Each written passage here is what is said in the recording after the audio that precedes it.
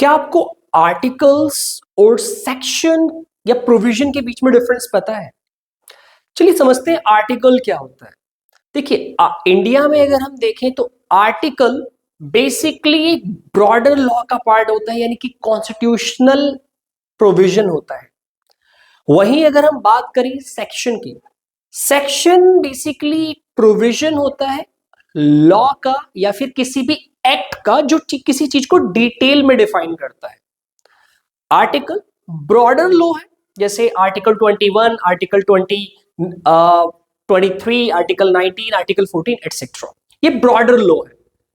अब वही बात करें सेक्शन की, सेक्शन डिटेल में डिफाइन करता है किसी भी लॉ को या फिर किसी भी एक्ट को।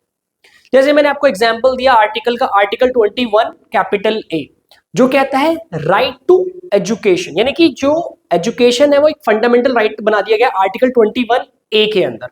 बट इसके बारे में जो डिटेल्स है उसके ऊपर एक एक्ट बनाया गया था, राइट टू एजुकेशन एक्ट 2009। उसके अंदर प्रॉपर तरीके से सेक्शंस बनाई गई थी जो उस एक्ट को या फिर वो सेक्शंस प्रॉपरली उस एक्ट को डिफाइन कर रहे थे। अगर हम देखें आर्टिकल, मान लीजिए हमें कोई आर्टिकल कॉन्स्टिट्यूशन के अंदर बदलना है या फिर उसके अंदर कुछ चेंज करना है या लैंग्वेज चेंज करनी है, तो उसके लिए हमें कॉन्स्टिट्यूशनल अमेंडमेंट एक्ट करना पड़ेगा, यानी कॉन्स्टिट्यूशन को अमेंड करना पड़ेगा।